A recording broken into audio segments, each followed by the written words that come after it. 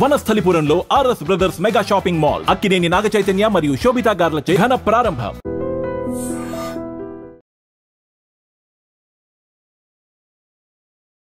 Hi hello నమస్తే, welcome back to iDream Media. ఈరోజు మనతో ఉన్నారు స్టాక్ మార్కెట్ అనలిస్ట్ అయిన గురుప్రసాద్ గారు ఫ్రమ్ గురుప్రసాద్ అకాడమీ. సార్తో మాట్లాడదాం మార్కెట్స్ గురించి. నమస్కారం సార్. నమస్తే సార్, ఇండియన్ స్టాక్ మార్కెట్స్ అనేవి రాబోయే 6 నెలల్లో ఏ విధంగా ఉండబోతున్నాయి? ఇప్పుడు టారిఫ్స్ అనే ఇష్యూ కూడా మన మీద ఉంది. ఇలాంటి టైంలో మరి ఇండియన్ మార్కెట్స్ ప్రాఫిటా లాస్ అనే సిచ్యువేషన్ కొట్టుమిట్టాడుతున్నాయని చెప్పేసి అనుకుంటున్నా ఉన్నారు చాలా మంది. అలాగే అనలిస్టులు కూడా దీని మీద పూర్తి క్లారిటీ ఇవ్వట్లేదు.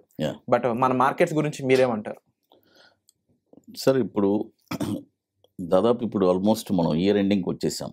ఇంకొక 3 months ఈ ఇయర్ ఒడిదుడుకులతోనే మనకు వెళ్ళిపోయింది.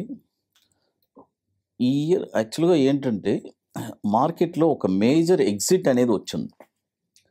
అది వచ్చి ఒక 15 years ముందు ఎంట్రీ అయిన ఒక అడ్వాన్స్ ఒక నా అనాలిసిస్ ప్రకారం 5,000 నిఫ్టీలో ఉన్నప్పుడు ఎంట్రీ అయింది. ఏమైందంటే ఇప్పుడు మార్కెట్ 22,000లో అది ఆల్రెడీ ఎగ్జిట్ అయిపోయింది. ఇప్పుడు ఆ ఎగ్జిట్ అయిన తర్వాత మార్కెట్ వచ్చి ఒక మేజర్ కొట్టుమిట్టాడు అన్నారు చూసారా, ఆ పరిస్థితిలో ఉంది. దానివల్లే కొట్టుమిట్టాడుతుంది. ఇన్ని రోజులు స్టడీగా వెళ్ళిన మార్కెట్ ఎందుకు ఇలా కొట్టుమిట్టాడుతుందంటే రీజన్ అది. అయితే ఇప్పుడు మనకి ఎప్పుడు మనము నిఫ్టీ 25,700 ఫస్ట్ ఇనిషియల్గా 25,700 అనే మార్క్ వచ్చి బ్రేక్ అవ్వాలి. బ్రేక్ అయ్యిందంటే నెక్స్ట్ లెవెల్ 26,500. అది వన్స్ బ్రేక్ అయిందంటే మన ఇండియన్ మార్కెట్కి ఎటువంటి డోకా లేదు. నెక్స్ట్ ఒక డీకేడ్ కూడా బ్రహ్మాండమైన మంచి ఎఫ్ఐఎస్ కానీ అందరూ ఎఫ్ఐఎస్ ఇప్పుడు అందరూ ఎఫ్ఐఎస్ రోజు సెల్ చేస్తున్నాం.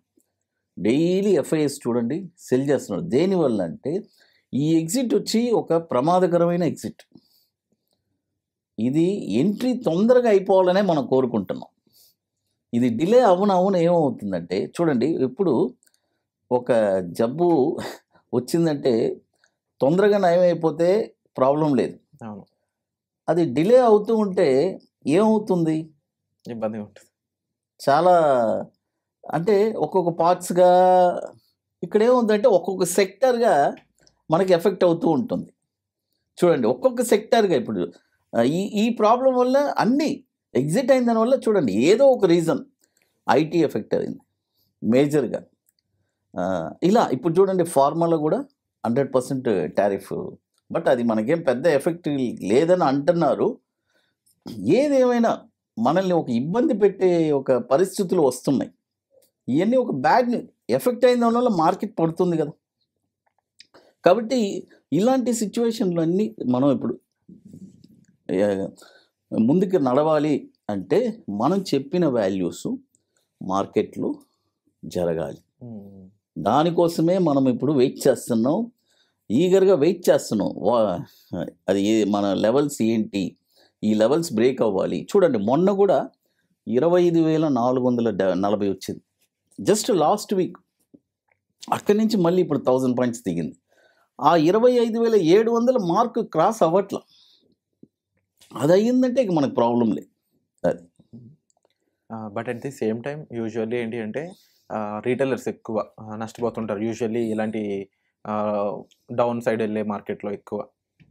బట్ అదే రీటైలర్స్ ఉండాలి డౌన్, మన డొమెస్టిక్గా కూడా మార్కెట్ అప్డేట్ అవ్వాలని చెప్పేసి మన గవర్నమెంట్ కూడా చాలా కృషి చేస్తూ ఉంది.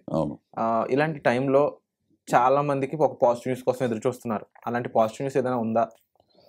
పాజిటివ్ న్యూస్ అంటే చూడండి మన గవర్నమెంట్ రిఫార్మ్స్, ఇప్పుడు GST 2.0 రిఫార్మ్స్ తీసుకొచ్చారు.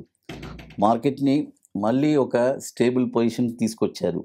మళ్ళీ ఇంకొక బ్యాడ్ న్యూస్ వస్తుంది. ఇక్కడ ఒక గుడ్ న్యూస్ వస్తే అవుట్ సైడ్ నుంచి ఒక బ్యాడ్ న్యూస్ వస్తుంది. ఇదేముందంటే అలా తరాసులాగా అటు ఇటు బ్యాలెన్స్ అవుతుంది. అది ఎప్పుడు మనది వెయిటేజ్ ఎక్కువ అవుతుందో అప్పుడే మార్కెట్ వచ్చి ఒక పీక్ వెళ్తుంది. కాబట్టి మార్కెట్ లాగానే ఇది కూడా బ్యాలెన్స్ అవుతుంది. మనమేమో జిఎస్టీ ఫార్మ్స్, జిఎస్టీ రేట్స్ అన్నీ తగ్గించేసాము. వాళ్ళేమో ఓ పక్క ఇంటర్నేషనల్ ట్రంప్ గారేమో మార్కెట్స్ అన్ని టారిఫ్స్ వేసేసి ఇప్పుడు ఆల్రెడీ 150% వేసేసారు. ఇది ఇప్పుడు ఫార్మాకి వేసారు. ఇంకా ఏమేం చేయబోతాడు ఇంకా ముందు ముందు చూడాలి. ఇవన్నీ ఇవన్నీ దేని వల్ల జరుగుతుందంటే ఆ ఎగ్జిట్ వల్ల జరుగుతుంది. చూడండి, ఒక బ్యాడ్ న్యూస్ వచ్చేటప్పుడు అన్ని బ్యాడ్ న్యూస్ తోడవుతుంది. అదేలాగా ఒక గుడ్ న్యూస్ వచ్చేటప్పుడు అన్ని గుడ్ న్యూస్ తోడవుతుంది. సో అలాంటిది అంటే ఇప్పుడు other than tariff next coming 6 monthsలో ఇండియన్ మార్కెట్ నుంచి అయి ఉండొచ్చు, లేదంటే ఈవెన్ యూఎస్ నుంచి అయినా ఇటువంటి గుడ్ న్యూస్ అయితే కనబడడం స్కోప్ తక్కువే ఉందంటారు? లేదండి, అంటే మన ఎకనామీ బాగుంది. 2 విధాలుగా చూడాలండి. ఇక్కడ నెగిటివ్ ఎక్కడంటే మార్కెట్ పడిపోతుందనే ఒక నెగిటివ్. ఇంకో సైడ్ పాజిటివ్ ఏంటంటే ఫండమెంటల్లీ మంచి స్టాక్స్ని బాటంలో కొనుక్కోవాలి.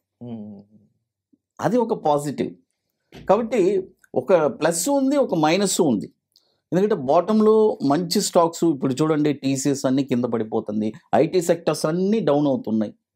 చక్కగా మంచి బాటంలో కొనిపెట్టుకుంటే నెక్స్ట్ ఇంకొక 2 yearsలో మంచి లాభాలు రావడానికి అవకాశాలు ఉన్నాయి.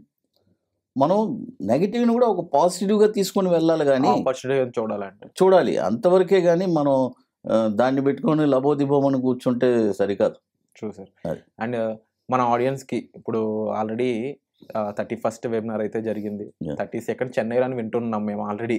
అవును సార్, ఇప్పుడు 31వ వర్క్షాప్ నిన్నే కంప్లీట్ చేశాము ఐటీసీ హైదరాబాద్లో. ఇప్పుడు 32వ వర్క్షాపు చెన్నైలో ఐటీసీ వెల్కమ్ హోటల్లో జరుపుతున్నాము.